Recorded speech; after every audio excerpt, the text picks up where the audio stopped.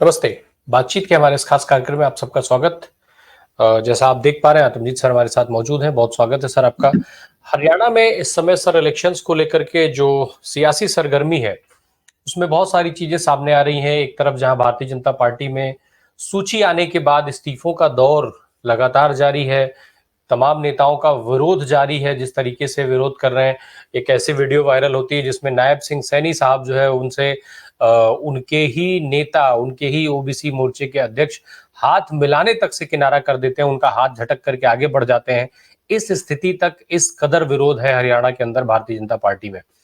दूसरी तरफ कांग्रेस पार्टी ने भी एक सूची जारी कर दी, हालांकि वो लिस्ट बहुत छोटी है, 31 लोगों की लिस्ट है। उसके बाद अभी बाकी नामों का इंतजार वहां भी है। अभी सीटें बची हुई भाजपा के पास भी हैं जिनकी सूची आनी है। उधर विनेश फोगाट से लेकर के विनेश फोगाट और बजरंग पुनिया कांग्रेस पार्टी में शामिल हो चुके हैं। विनेश की सीट भी अनाउंस हो गई। तो इस समय अब हरियाणा के चुनाव के हिसाब से अगर हम देखें तो हरियाणा की ये सियासी सरगर्मी क्या कुछ कह रही है, कांग्रेस के लिहाज से क्या परिस्थितियां बन रही हैं, भाजपा के लिहाज से क्या परिस्थितियां बन रही हैं, थोड़ा संक्षेप में हम इसको समझ ले, फिर हम आगे सवालों की तरफ चलें। देखिए, भाजपा ने पहले 67 की लिस्ट जारी की, जिसमें कुछ चर्चित नाम थे और कुछ नाम जो थे वो डिलीट हो गए, जिसका बहुत सारा आपने देखा कि 30 नेताओं ने भारतीय जनता पार्टी छोड़ दी है, जिसमें कुछ नेताओं ने ये भी कह दिया है कि हम इंडिपेंडेंट इलेक्शन लड़ेंगे और जिस कॉन्स्टिट्यूंसी से हम चाहते हैं उससे लड़ेंगे। उसमें प्रमुख नाम 2 मंत्री हैं, पूर्व मंत्री रणजीत सिंह चौटाला। उन्होंने कहा हम रानिया से इलेक्शन लड़ेंगे, हालांकि डबवाली से उनको टिकट ऑफर की गई थी, पर उन्होंने उसको रिजेक्ट कर दिया। डबवाली से दुष्यंत के भाई दिग्विजय इलेक्शन लड़ेंगे वहां से। और दूसरे बड़े नेता हैं ओबीसी प्रकोष्ठ के, इनके मंत्री हैं, क्या नाम है इनका, मैं भी बताता हूँ आपको। एक इनके करणदेव कंबोज, जिनका आपने जिक्र किया। करणदेव कंबोज वो हैं जो ओबीसी प्रदेश अध्यक्ष हैं, और जब उनको मनाने के लिए वहाँ नायब सिंह सैनी पहुंचे, भरी प्रेस कॉन्फ्रेंस में उन्होंने उनको हाथ नहीं मिलाया, हाथ जोड़ दिए और रिजाइन कर दिया। तो जाहिर तौर पे करणदेव कंबोज भी इलेक्शन लड़ेंगे। तीसरा बड़ा नाम था लक्ष्मण दास नापा। लक्ष्मण दास नापा पूर्व में मंत्री रहे हैं, और उन्होंने भी जो है, जिस दिन लिस्ट आई उसी दिन उन्होंने बीजेपी की प्राथमिकता सदस्यता से इस्तीफा दे दिया था। कुल मौजूदा 9 विधायकों के टिकट काटे गए हैं, जबकि 20 से अधिक टर्न कोर्ट्स को टिकट दी गई है। तो मतलब 36-38 सीटों पर इस तरीके की बात चल रही है, जिसमें नए लोग जो बाहर से आए हैं उनको पहले टिकट दे दी गई, और जो बीजेपी के मौजूदा कार्यकर्ता हैं उनका इल्जाम यह है कि भारतीय जनता पार्टी, जिसको हमने खड़ा किया जब कोई इनको यहाँ पे हरियाणा में पूछता नहीं था, हम 2009 से लगे हुए हैं, हमें सिर्फ दरी बिछाने के लिए ही रखा गया है। इनमें पलवल से दीपक मंगला जो विधायक, जिनको टिकट नहीं मिली, फरीदाबाद से नरेंद्र गुप्ता, अटेली से सीताराम यादव, पेहोवा से पूर्व मंत्री संदीप सिंह, जिन पे यौन शोषण का आरोप भी लगा हुआ था, गुरुग्राम से सुधीर सिंगला, भवानी खेड़ा से विशंबर वाल्मीकि, उनकी जगह कपूर वाल्मीकि को टिकट मिली थी। रानिया से मैंने आपको बताया कैबिनेट मंत्री रंजीत चौटाला, और सोना से राज्य मंत्री संजय सिंह। रतिया से लक्ष्मण नापा, जिन्होंने रिजाइन कर दिया है। महम से शमशेर सिंह खरखड़ा की अभी प्रेस, आज पंचायत चल रही है खरखड़ा में। शमशेर सिंह खरखड़ा ने पहले कह दिया था अगर बीजेपी टिकट नहीं देगी तो मैं चुनाव अकेले लड़ूंगा। और महम से दीपक हुड्डा को टिकट मिलने की वजह से शमशेर सिंह नाराज हैं। रानिया से मैंने आपको बताया रणजीत सिंह चौटाला ने निर्दलीय लड़ने का फैसला किया है, वहां पे शीशपाल कंबोज को टिकट दी गई है। अभी हालांकि रानिया की टिकट सीट पर कांग्रेस की लिस्ट आनी बाकी है। उधर सबसे बड़ा जो शौक लगा वो ये कि नवीन जिंदल को बीजेपी में शामिल कराकर कुरुक्षेत्र में 29,000 वोट से वो सुशील गुप्ता के खिलाफ जीते। अब उनकी माताजी सावित्री जिंदल, जो पहले कांग्रेस में थी और पिछले 1 दशक से भाजपा में हैं, उनको टिकट न मिलने पर उनकी नाराजगी है और वो कह रही हैं कि मैं इंडिपेंडेंट इलेक्शन लड़ूंगी। तो ये मामला है। जी बताइए आतमजीत सर, एक चीज बताइए, अब ये निश्चित तौर पे जिस तरीके का टिकट बंटवारा हुआ है भारतीय जनता पार्टी के अंदर और जो नाराजगी दिख रही है, तो एक चीज तय मानी जा रही है कि या तो यहां से जो नेता भागेंगे वो कांग्रेस पार्टी जाएंगे, जैसा दिखा भी इनके मौजूदा विधायक जो भागे वो कांग्रेस जाकर के उन्होंने ज्वाइन की, तो उसके अलावा जो बचेंगे वो निर्दलीय चुनाव लड़ेंगे। अब इन निर्दलियों की स्थिति को अगर हम समझे तो हरियाणा में क्या कुछ रहेगा, क्योंकि पुराना जो रिकॉर्ड है उसके हिसाब से अगर हम समझने की कोशिश करें तो निर्दलीय कितना प्रभावित करेंगे इस चुनाव को, क्योंकि कहा यह जा रहा है कि चुनाव पूरी तरीके से कांग्रेस के फेवर में है। जो सर्वे है, इनफैक्ट आरएसएस और बीजेपी के जो इंटरनल सर्वे हैं वो भी ये बात मान रहे हैं कि कांग्रेस के फेवर में है। ऐसे में निर्दलीय जो है वो कितना महत्वपूर्ण रोल प्ले कर सकते हैं? देखिए, आप देखिए, कांग्रेस टर्न कोर्ट्स को टिकट देने के लिए उन्होंने मना कर दिया। दीपक बाबरिया का साफ साफ कहना था, जो प्रदेश प्रभारी हैं दिल्ली हरियाणा के, कि अगर कोई भी दूसरी पार्टी से आदमी हमारे संगठन को ज्वाइन करता है तो पहली प्राथमिकता संगठन के लोगों को दी जाएगी। इसीलिए देवेंद्र बबली, जो जेजेपी से 50,000 वोट से पिछले इलेक्शन में चुनाव जीते थे, उनको टिकट जब मना कर दी उन्होंने, आपके दीपक बाबरिया जी ने, तो वो भारतीय जनता पार्टी में चले गए। जेजेपी से 50,000 वोट से जीते थे। और उस टाइम पे सुरेश बराला, जो अब राज्यसभा के एमपी हैं बीजेपी के, उनको 50,000 वोटों से हराया। तो इसलिए अब जो टर्नकोट्स हैं बीजेपी के, या तो वो इनेलो से टिकट लेंगे, क्योंकि शाहबाद की सीट तो इनकी मजबूत है, आपकी जो अपना अभय चौटाला की। उसके अलावा 2-3 सीटों पे वो उनके पास अच्छे उम्मीदवार हैं, मैदान पूरा साफ है। और इनेलो का ऑलरेडी बसपा के साथ टाई अप हो गया है। इनेलो बसपा को अगर मिला लें तो कुल पिछले लोकसभा इलेक्शन में बसपा का वोट असेंबली इलेक्शन 2019 से 2% गिरा, तो करीब 4.5% वोट उनका 2019 में था, जो 2024 में 2.25% रह गया। अगर इनेलो का 1.25% का लोकसभा का वोट भी उसमें ऐड कर लीजिए तो करीब 3.5-4% वोट अभी इस टाइम बीएसपी और इनेलो गठबंधन के पास है, जो जेजेपी आजाद समाज पार्टी चंद्रशेखर रावण के साथ जो टाई अप हुआ है उनका, उससे बेहतर है। क्योंकि जेजेपी का पिछले लोकसभा इलेक्शन में मात्र 0.5% वोट था, और आजाद समाज पार्टी को कोई ज्यादा लोग नहीं जानते हैं। तो मुझे ऐसा लगता है कि बहुत सारे टर्न कोर्ट्स, अभी कांग्रेस की लिस्ट भी आनी बाकी है। 2850 लोगों ने अप्लाई किया पैसा देकर, और उसके बाद अगर 2750 लोगों के रिफ्यूज हो जाते हैं या टिकट कट जाते हैं, तो वो 2750 लोग में 90 लोग तो एडजस्ट हो ही सकते हैं, या एज इंडिपेंडेंट लड़ें, या वो एज इनेलो में चले जाएं, या जेजेपी में चले जाएं, क्योंकि इनेलो भी 90 सीटों पर लड़ेगी, जेजेपी भी 90 सीटों पर लड़ेगी। और जो कांग्रेस पार्टी का आम आदमी पार्टी के साथ, जो राहुल गांधी ने कहा कि मैं चाहता हूं इंडिया ब्लॉक एक इकट्ठा लड़े, जिसमें समाजवादी पार्टी को अहिरवाल क्षेत्र में 15 विधानसभाएं आती हैं, जहां से राव इंद्रजीत सिंह गुड़गांव से एमपी हैं, तो 15 विधानसभाओं में एक विधानसभा देने की बात जो थी राहुल गांधी ने की, और सीपीएम को, कम्युनिस्ट पार्टी को एक सीट देने की उन्होंने बात की। तो 5 सीटें उन्होंने ऑफर की आम आदमी पार्टी को। अब आम आदमी पार्टी जो है 10 से ज्यादा सीटें मांग रही, 10 तो मिनिमम मांग ही रही। और भूपेंद्र हुड्डा और उदय भान का ये कहना है, उन्होंने मीटिंग में लास्ट सीडब्ल्यूसी की मीटिंग, जो इलेक्शन सिलेक्शन कमेटी की मीटिंग थी, उसमें साफ साफ कह दिया था कि अगर आप 5 सीटों से ज्यादा, पहली बात तो तैयारी नहीं थी कि आम आदमी पार्टी के साथ गठबंधन हो, पर उन्होंने ये भी कह दिया कि अगर 5 सीटों से अगर ज्यादा देते हैं तो हम इसका विरोध करेंगे।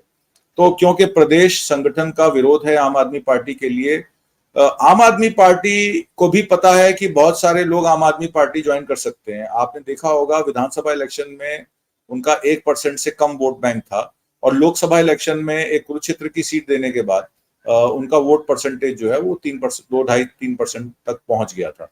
उनको भी ये लग रहा है कि हरियाणा में हमें फुटहोल्ड बनाने का एक बड़ी अच्छी अपॉर्चुनिटी है, इसलिए वो भी 50 से 55 सीटों पर अपने मजबूत कैंडिडेट खड़े करना चाहते हैं। तो मुझे लगता है कांग्रेस और आम आदमी पार्टी का एज अ इंडिया ब्लॉक गठबंधन मुश्किल है, क्योंकि पंजाब में भी आपने देखा होगा जब लोकसभा चुनाव हुए थे तो आम आदमी पार्टी और कांग्रेस अलग अलग चुनाव लड़ी थी।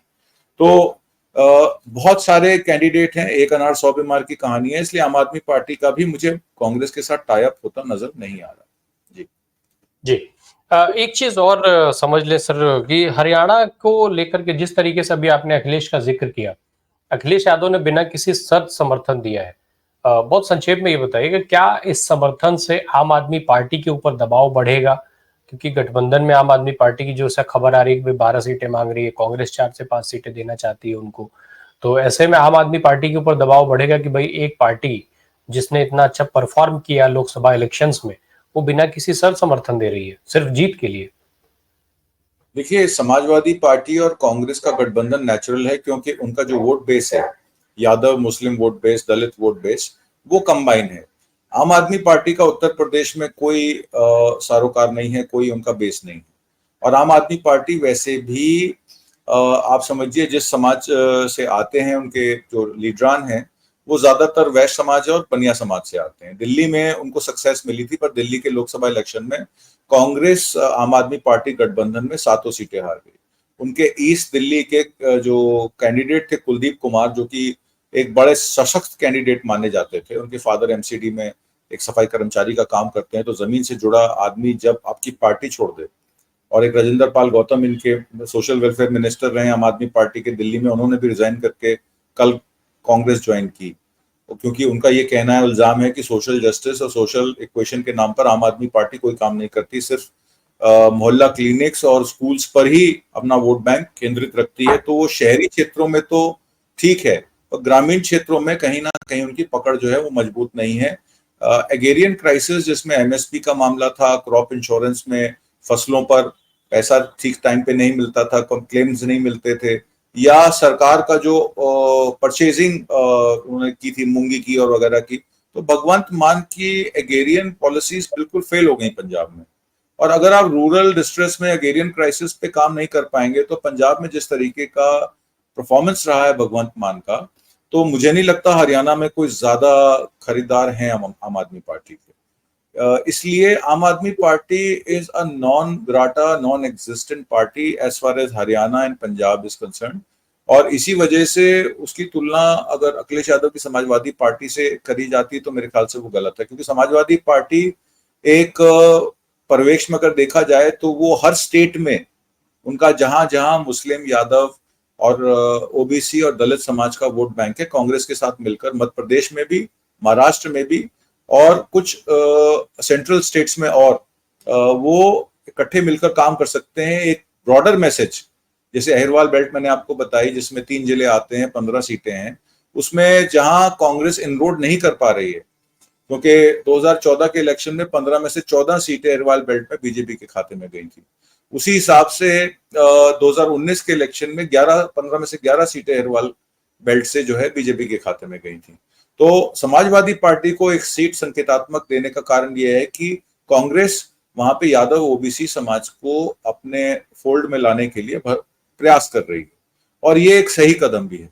समाजवादी पार्टी और कम्युनिस्ट पार्टी, इसका मैं आपको बता दूं, हर जिले में, हर विधानसभा में इनके 500, 700, 1000 वोट रहते ही रहते, क्योंकि कम्युनिस्ट पार्टियों ने बहुत काम किया है हरियाणा में और वेस्टर्न उत्तर प्रदेश में, खासकर ईस्टर्न और वेस्टर्न उत्तर प्रदेश और हरियाणा में 50-60 साल से इनका जो इनके जो मेंबर्स हैं, इनके जो कार्यकर्ता हैं, वो हमेशा गांव देहात में अपना काम में लगे रहते हैं।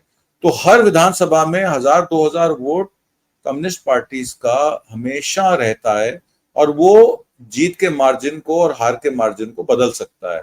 इसलिए कम्युनिस्ट पार्टीज को साथ लेके चलना, कॉमरेड्स को साथ लेके चलना भी कांग्रेस की एक स्ट्रैटेजी है, और स्ट्रैटेजी उनकी कई विधानसभाओं में जहां क्लोज इलेक्शन होगा वहां ये 1000, 1200, 1500 वोट जो है, खासकर सिरसा का एरिया हो गया, रानिया हो गया, डबवाली हो गया, जो साउथ गुड़गांव है, जहां कांटे की टक्कर होने वाली है, वहां ये कम्युनिस्ट वोट काम आएगा कांग्रेस के खाते। इसलिए कांग्रेस चाह रही है समाजवादी पार्टी और कम्युनिस्ट पार्टी को लेना।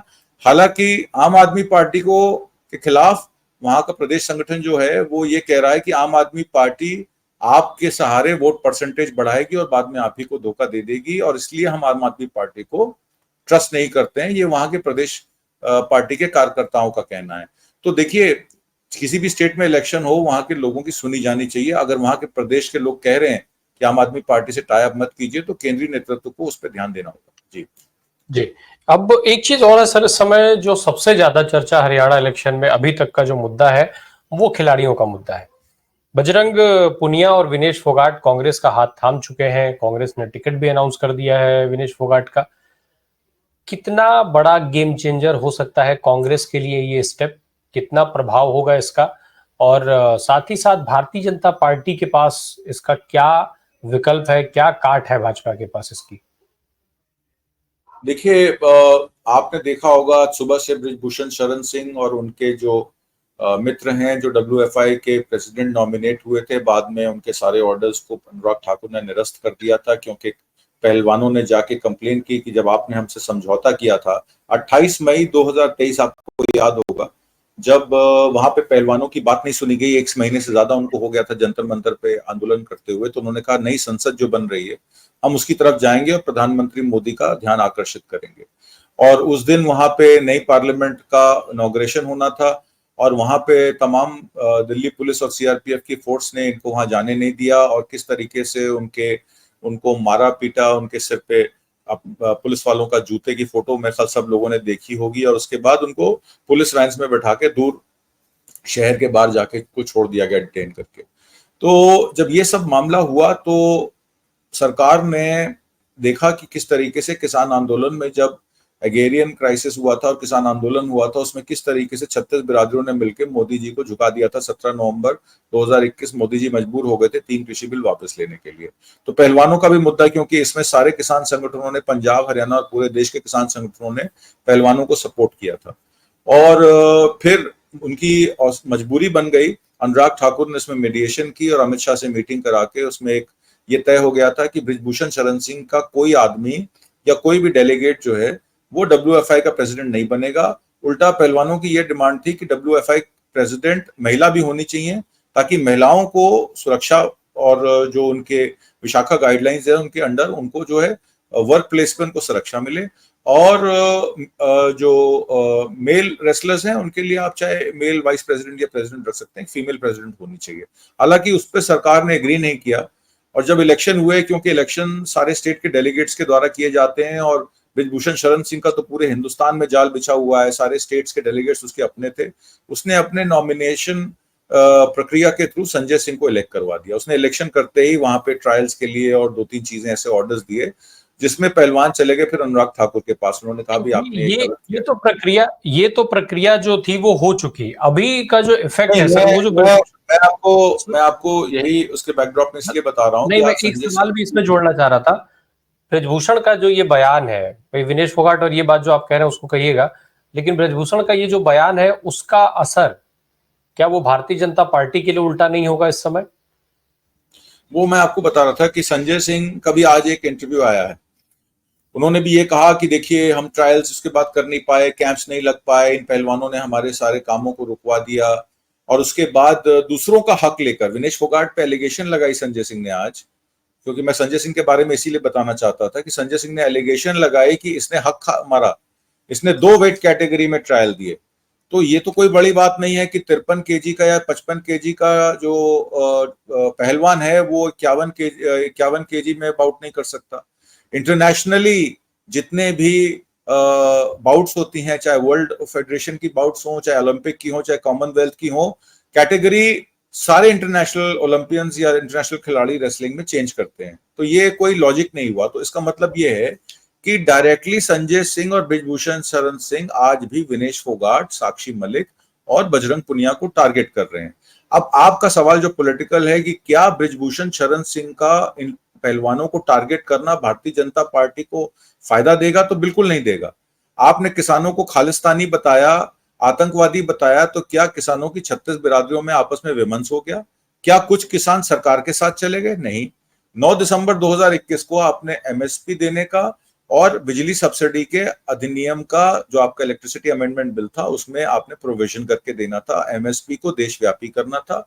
आज की डेट में आप जम्मू कश्मीर जाके तो ये कहते हैं कि हम 6,000 का किसान सम्मान निधि 10,000 कर देंगे, पर जब लोकसभा इलेक्शन में ये बात आई थी कि 6,000 सम्मान निधि बहुत कम है, इसको 12,000 किया जाए, तो तब ये सरकार चुप क्यों थी? तो जो बृजभूषण शरण सिंह और संजय सिंह मिलकर प्रोपेगेंडा कर रहे हैं भारतीय जनता पार्टी की तरफ से, वो सिर्फ अपने पाप धो रहे हैं, क्योंकि उनके खिलाफ, खासकर बृजभूषण शरण सिंह के खिलाफ चार्जेस फ्रेम हो चुके हैं, एविडेंस स्टेज पे केस है, उनको सजा से डर है। इसको वो पॉलिटिकली अपने पाप धोने के लिए इस्तेमाल कर रहे हैं और कुछ नहीं। और भारतीय जनता पार्टी को, जो आपका सवाल था, इस पे नुकसान होगा, क्योंकि आज की डेट में जो महिलाएं हैं, खिलाड़ी हैं, या जो वहां का किसान वर्ग है, वो सब कांग्रेस पार्टी और विनेश फोगाट की पोजीशन को लेके खड़ा है। आपको याद हो जब विनेश फोगाट ओलंपिक मेडल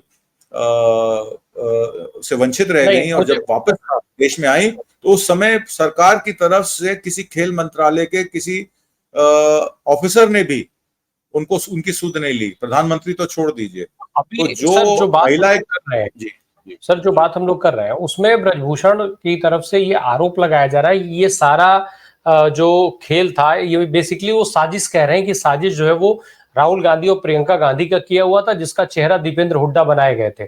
और ये सारी चीजें कांग्रेस की तरफ से किया जा रहा था। ये आंदोलन पूरी तरीके से वो साजिश बता रहे हैं, प्रायोजित बता रहे हैं। भाजपा का नुकसान हो रहा है, ये ठीक है, लेकिन क्या कांग्रेस का नाम लेने से कांग्रेस को फायदा होगा? एक लाइन में बताइएगा सर, फिर मैं किसानों के सवाल पर आना चाहता हूँ। नहीं, देखिए, as far as Vinesh Phogat is concern, Vinesh Phogat आज की डेट में महिलाओं की एक रोल मॉडल है हरियाणा की। और ये बात उन्होंने अपने साक्षात्कार में भी कही, और जब वो स्पीच दे रही थी पार्टी ज्वाइन करने के बाद, कि मैं महिला हूं, किसी महिला को कोई दिक्कत हो मेरे पास आए, जो मुझसे बन पड़ेगा मैं करूंगी। मैं पार्टी को सिर्फ इसलिए ज्वाइन नहीं कर रही कि मैं जुलाना से इलेक्शन लड़ूंगी और एमएलए बन जाऊंगी। मेरा काम है महिला सुरक्षा को, जो हरियाणा में परेशानी है, जो पेट्रियार्की है, उसको खत्म करना। और खेलों में अब हर गांव से एक लड़की को एक विनेश फोगाट बनाने की मैं कोशिश करूंगी। तो जो उनका रोल है या गोल है वो बहुत बड़ा है, और वो महिलाओं को रिप्रेजेंट कर रही हैं, महिलाओं के हकों को, और उनकी जो इंडिपेंडेंस है उसके बारे में बात कर रही हैं। और ये देखिए, होता क्या है, महिला सशक्तिकरण की बात भारतीय जनता पार्टी तो बहुत देर से करती आ रही है। नए पार्लियामेंट के पहले बिल में वंदना अधिनियम बिल बना था, जिसमें उन्होंने कहा था कि महिलाओं को 33% आरक्षण मिलेगा।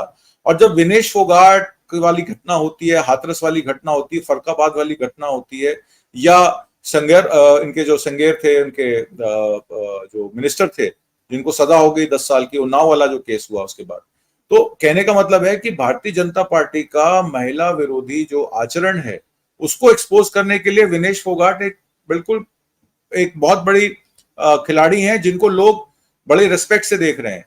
तो ये एक स्टेटमेंट है जो कांग्रेस पार्टी ने दी है, इसका सरासर नुकसान भारतीय जनता पार्टी को बड़े लंबे समय तक रहेगा। जी जी। अब एक चीज और मुझे बताएं थोड़ा, उस पे जो किसानों का मुद्दा अभी जिसका जिक्र आपने कुछ किया, किसानों के मुद्दे को लेकर के हरियाणा की सियासत में इस समय क्या कुछ चल रहा है? और हरियाणा में जो मुद्दे छूट गए थे, जैसे जम्मू कश्मीर में कहे जा रहे हैं, बोले जा रहे हैं, वादे किए जा रहे हैं, लेकिन हरियाणा में फिलहाल तो खैर अभी चुनाव प्रचार ही शुरू नहीं हुआ है, लेकिन हरियाणा में ये जो मुद्दे हैं, क्या वो प्रभावी होंगे? किसानों के साथ जिस तरीके का बर्ताव किया गया, जिस तरीके से उनको धोखे में रखा गया, जिस तरीके से जो वादे किए गए, वो फिलहाल कहीं पूरे होते हुए नहीं दिख रहे हैं। देखिए, समय का अभाव है, मैं 3 मेन मुद्दों पे ही बात करूंगा। एक है अनएम्प्लॉयमेंट का मुद्दा, एक है अग्निवीर का मुद्दा, भर्तियों का आर्मी में, और तीसरा है किसानी का मुद्दा। ये 3 बड़े मुद्दे हैं हरियाणा के। जो अग्निवीर का मुद्दा है उसमें सरकार फिर से बैक ट्रैक कर रही है। 25% रिटेंशन जो वो कह रही थी कि अग्निवीरों की करेगी, अब वो 50% रिटेंशन का प्रपोजल दे रही है। इसके कुछ संकेत जो हैं कल और परसों में रक्षा मंत्रालय द्वारा दिए गए हैं। इसका मतलब है कि सरकार अग्निवीर पे बैकफुट पर है, 50% जो रिटेंशन है उसकी बात कर रही है। अनएम्प्लॉयमेंट पे आ जाइए, 30 पेपर लीक हुए। जनवरी 2021 से जुलाई 2022 तक जितने भी प्रीलिम एग्जाम्स के नोटिफिकेशंस आए या एग्जाम्स कंडक्ट कराए गए, जो नवंबर दिसंबर 2022 तक हुए, और उसके रिजल्ट जनवरी में अनाउंस हुए, उसके बाद फाइनल्स अगस्त में होने थे, 5 और 6 अगस्त को। हाई कोर्ट के ऑर्डर के बाद 6 और 7 को वो एग्जाम कराए गए और उनके रिजल्ट विदहोल्ड कर दिए गए, और उसके बाद आपने इलेक्शन अनाउंस कर दिया। और आप ही के मुख्यमंत्री नायब सिंह सैनी कहते हैं कि 24,000 नौकरियां मैं तो तुरंत दे देता, जयराम रमेश जी ने कोर्ट जाके रुकवा दी, जो कि सरासर झूठ है। वो 24,000 नौकरियां वो बड़े आराम से दे सकते थे अगर वो स्क्रूटनी टाइम पे करते फाइनल एग्जामिनेशंस की, और छात्रों को आंदोलन पे नहीं बैठना पड़ता। ये सबसे बड़ा मुद्दा है अनएम्प्लॉयमेंट का। अग्निवीर का मैंने आपको बता दिया। किसान के मुद्दे पे 24 फसलों की जो एमएसपी इन्होंने दी है, आप मुझे बता दीजिए कितना गन्ना किसानों का बकाया प्राइवेट मिल और पब्लिक मिलों पे, मतलब गवर्नमेंट द्वारा संचालित स्टेट मिलों पर पड़ा है। दूसरी बात, जब भी आपके पास फसल तैयार होती है, कितने दिन डीसी अलाउ करते हैं मंडी में परचेजिंग। चौथी बात, कितनी मंडियां आपने बंद करवा दी और कितने आपने मंडियां नहीं खुलवा दी या उनको इनाम में आपने रजिस्टर करवाया, तो आप बता दीजिए। पांचवा मामला, कृषि क्षेत्र में आपने फिर एक बजट बनाया है जिसमें कृषि विज्ञान, कृषि ये, मतलब तमाम तरीके की आप जो है इधर उधर की चीजें बताते रहते हैं, पर जो किसानों की ओरिजिनल समस्या है कि उनकी इनपुट कॉस्ट जो है वो 60% से ज्यादा वृद्धि हो गई है, जबकि उनकी आउटपुट प्राइस जो है आज के इन्फ्लेशन रेट से लें तो पिछले 5 साल में 50% से ज्यादा गिर गई है। मतलब कि किसान नुकसान में है। चाहे वो फसल आपकी सब्जियों की हो, चाहे फ्रूट की हो, चाहे वेजिटेबल की हो, चाहे मवेशियों का दूध हो, वो सब चीजों पर फिक्स रेट देने में सरकार जो है वो सक्षम नहीं रही है। और तीसरी तरफ छठी तरफ आप ये कहते हैं कि भारतीय जनता पार्टी विकासशील मॉडल में है, 2047 तक हम देश में विकसित मॉडल लेकर आ जाएंगे। जब देश के 80% जो किसान, जो 60% वर्कफोर्स है हमारी, मतलब हमारे देश में अगर 90 करोड़ वर्कफोर्स है तो 60% कृषि या कृषि से संबंधित क्षेत्र में है। अगर उनको आप छोड़ देंगे तो आप कैसे विकसित बन जाएंगे? विकास तो सिर्फ 12-13 कॉर्पोरेट्स का हो रहा है, और यही बात राहुल गांधी कह रहे हैं कि A1 A2 का विकास हो रहा है और बाकी 90 करोड़ लोगों का जो है वो विनाश हो रहा है। तो ये सरकार का जो चेहरा है, प्रो कॉर्पोरेट और एंटी फार्मर, एंटी विमेन चेहरा, ये कहीं ना कहीं हरियाणा के इलेक्शन में एक्सपोज होता नजर आ रहा है, और इनको मतलब छिपने की जगह नहीं मिल रही है। और आने वाले समय में मुझे लगता है यही मॉडल जो हरियाणा के वासी हरियाणा के इलेक्शन में दिखाएंगे, ये देश भर में महाराष्ट्र और झारखंड तक जाएगा, और उसके बाद बिहार में भी आप देखेंगे इसका असर, क्योंकि लोगों को समझ में आ गया है कि ये सरकार सिर्फ सूट बूट की सरकार है, ये सिर्फ अदानी और अंबानी को फायदा पहुंचाने के लिए ही कार्यरत है, और किसी का इसको ख्याल नहीं है। और किसानों ने बहुत सही बात की थी कि हमारी फसल तो नष्ट कर ही रहे हैं हमारी जमीनों को हथियाने के लिए, ये हमारी नस्ल को भी खत्म कर देंगे। और अग्निवीर स्कीम और कुछ नहीं है, किसानों की नस्ल खत्म करने की पूरी साजिश है। जी राम प्रकाश राय। निश्चित तौर पे हरियाणा की जो स्थिति है, जिस हिसाब से वहां के मुद्दे हैं और जैसे मुद्दों की रिपोर्ट्स आ रही हैं, वो फिलहाल सरकार के जो वर्तमान केंद्र की सरकार है या राज्य की सरकार है उसके हिसाब से बहुत मुफीद नहीं है। ऐसे में हर एक घटना सीधे तौर पर चुनाव को भाजपा से दूर ले जाती हुई दिखाई दे रही है। बहुत बहुत धन्यवाद आतमजीत सर इन महत्वपूर्ण सवालों के जवाब देने के लिए और ऐसे विषयों पर हमारे दर्शकों के लिए जो है वो विस्तृत तरीके से जानकारी देने के लिए। Thank you so much. Thank you, नमस्कार।